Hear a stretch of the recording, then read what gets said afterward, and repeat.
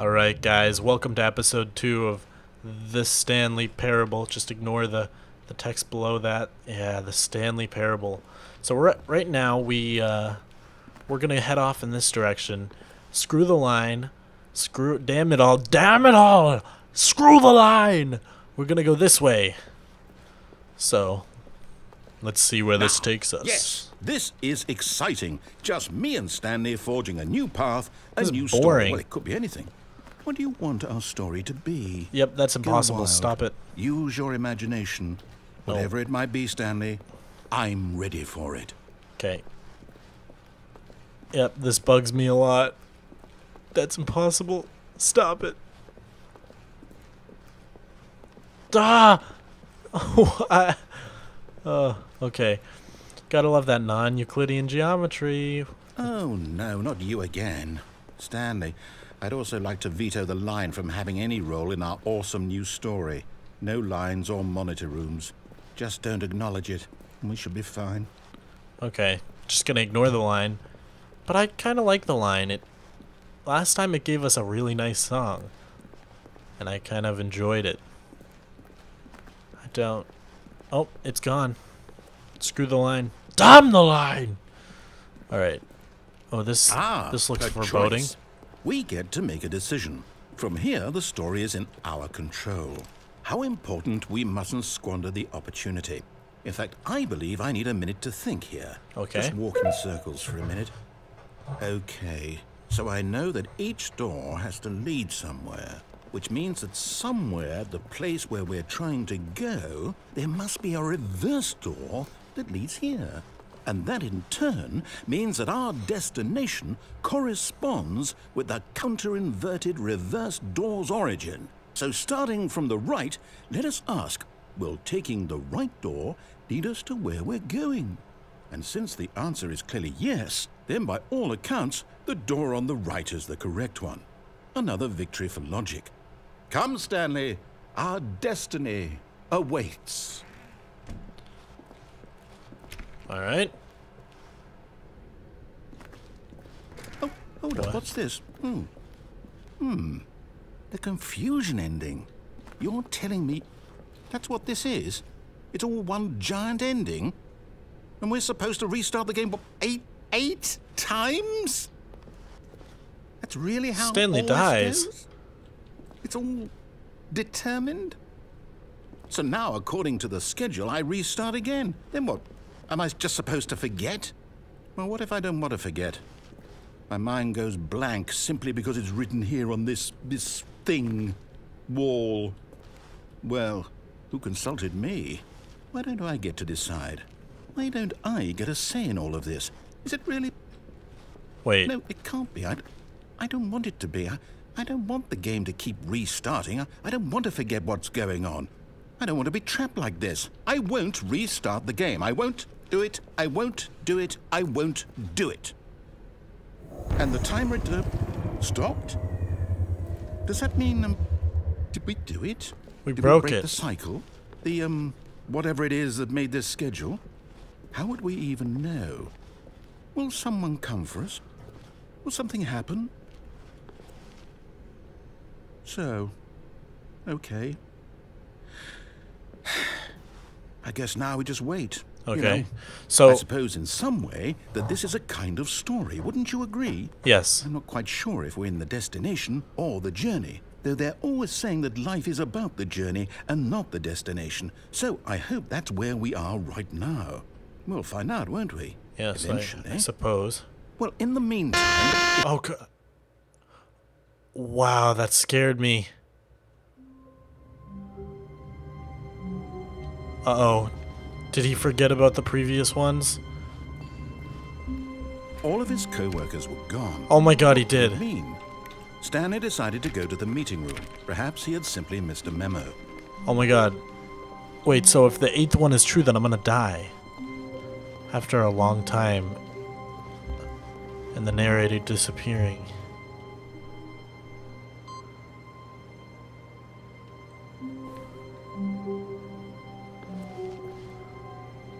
What does that do? What did I do?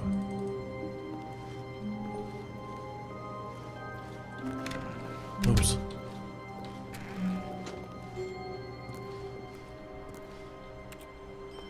Okay. I should have read more carefully. I don't remember. When Stanley came to a set of 2 open doors, he entered the door on his left. Alright, I guess this time I'll do what he says to go to the meeting room. Because I'd like to see what the meeting room's all about. Yet there was not a single person here either. Feeling a wave of disbelief, Stanley decided to go up to his boss's office, hoping he might find an answer there. Boss's inspection, office party.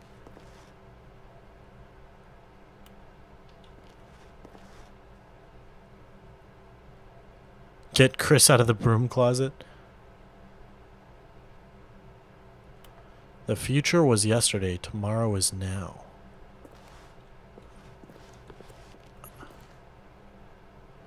I don't like this office. And yet it's eerily like a real office. You know, like bring your kid to work day. This is what it looks like, man. A lot of percent. Teenagers, space between the teenagers.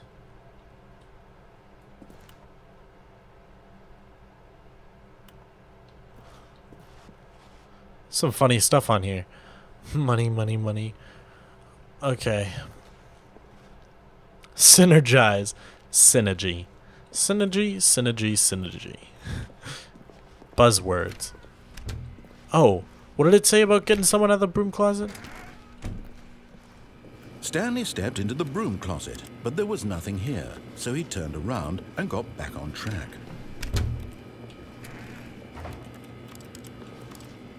No, it said something. It said getting Jaren out of the broom closet or something. What was his name? I don't remember. Alright, I guess we just have to keep going. Coming to a staircase, Stanley walked upstairs to his boss's office. Nope. Down we go.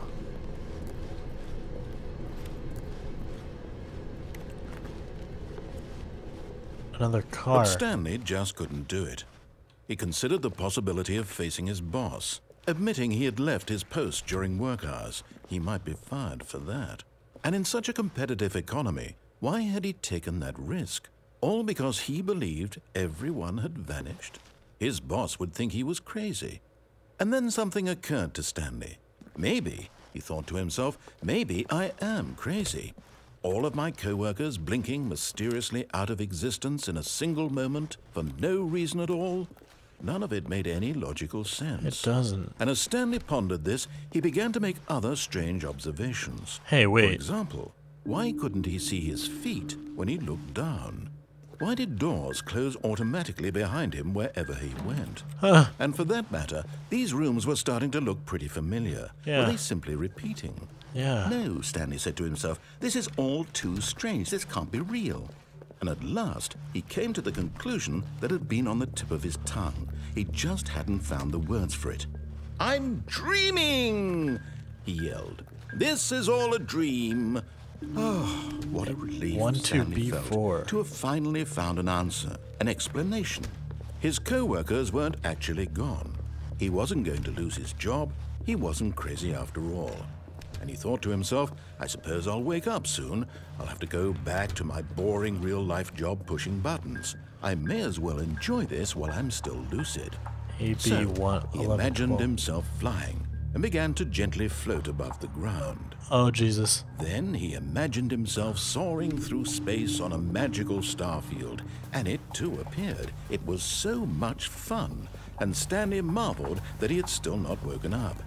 How was he remaining so lucid? And then perhaps the strangest question of them all entered Stanley's head. One he was amazed he hadn't asked himself sooner. What? Why is there a voice in my head dictating everything that I'm doing and thinking?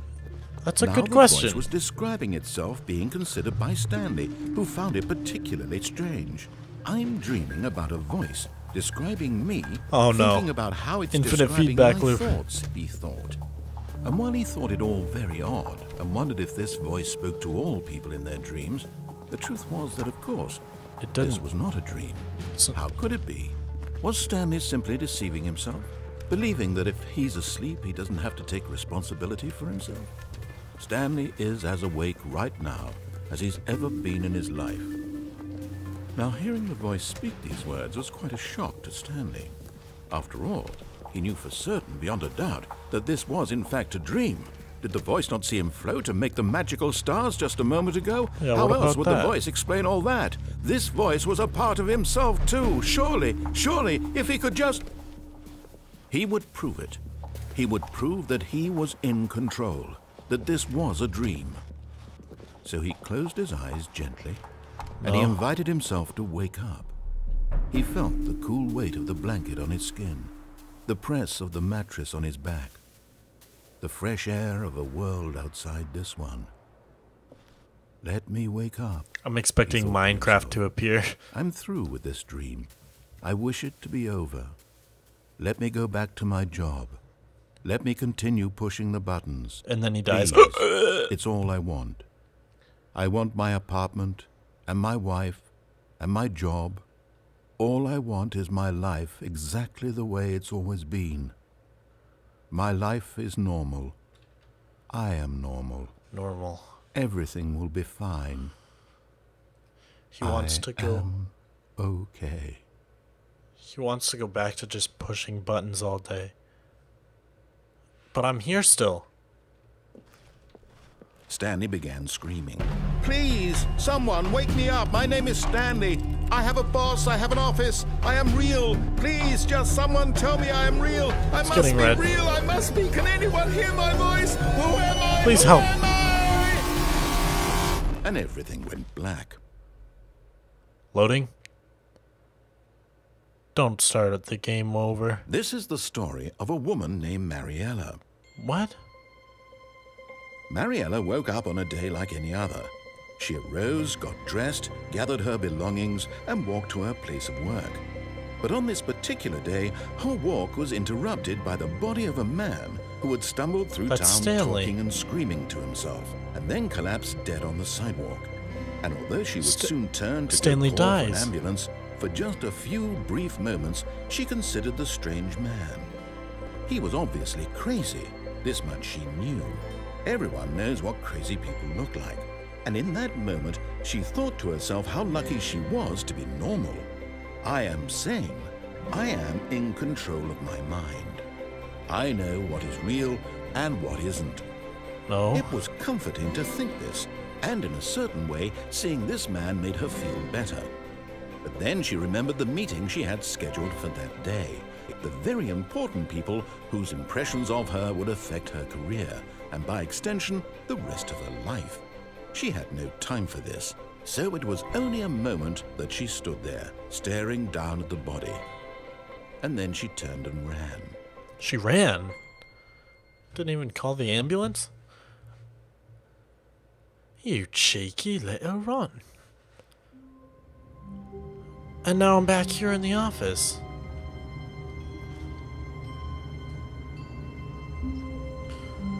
Okay.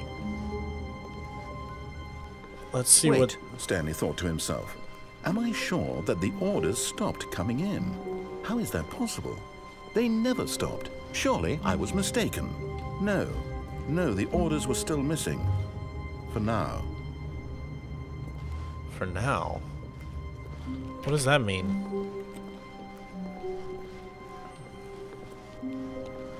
Okay, so I'm assuming all this stuff is locked. Yeah. And nothing happened with that computer. Alright, back into here, I guess.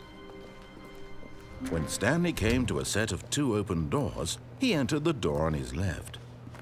Alright, this time I'm gonna go face my boss. If it gives me the opportunity. Yet there was not a single person here either. What did it Feeling say? a wave of Chris. disbelief, Get Chris Stanley out of the decided to go broom up closet. to his boss's office, hoping he might find an answer there. Yeah, get Chris out of the broom closet.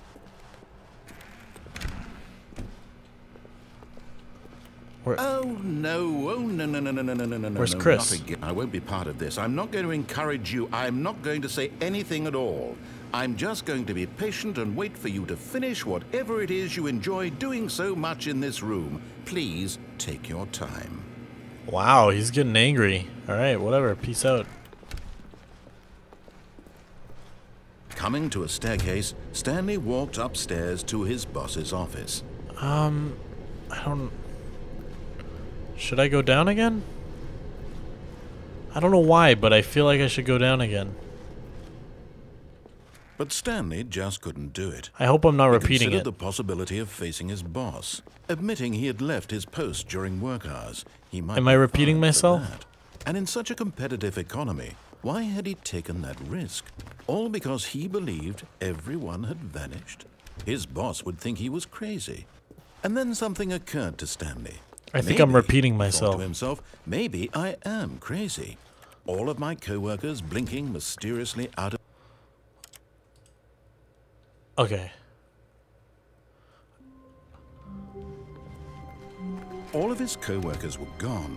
What could it mean? What? Stanley decided to go to the meeting room. Perhaps he had simply missed a memo. No Why? matter how hard Stanley looked, he couldn't find a trace of his co-workers. The end is never the end is never the end. Oh, it's on all the machines. Get away. They're making different tones. It makes me think there's some sort of hidden message in the tones of the computer beeps. When Stanley came to a set of 2 open doors, he entered the door on his left. Alright, let's go see our boss. Okay. Yet there was not a single person here either. Feeling a wave of disbelief, Oh my god. Stanley decided to go up to his boss's office, hoping he might find an answer there.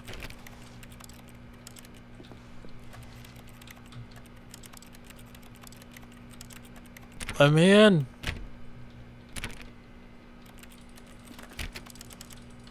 Okay. Alright, let's go up then. Coming to a staircase, Stanley walked upstairs to his boss's office. Whoa. This place is fancy.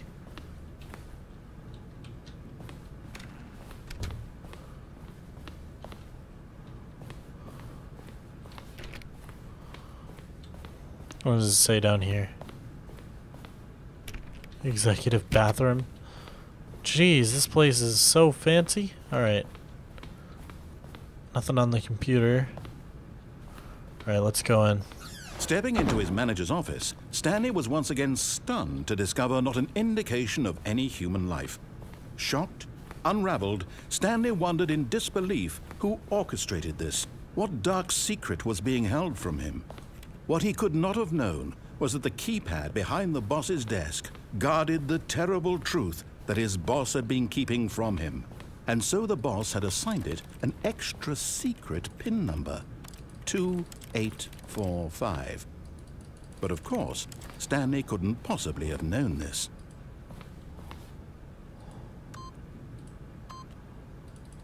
What happens if I enter the wrong one? Nothing, okay.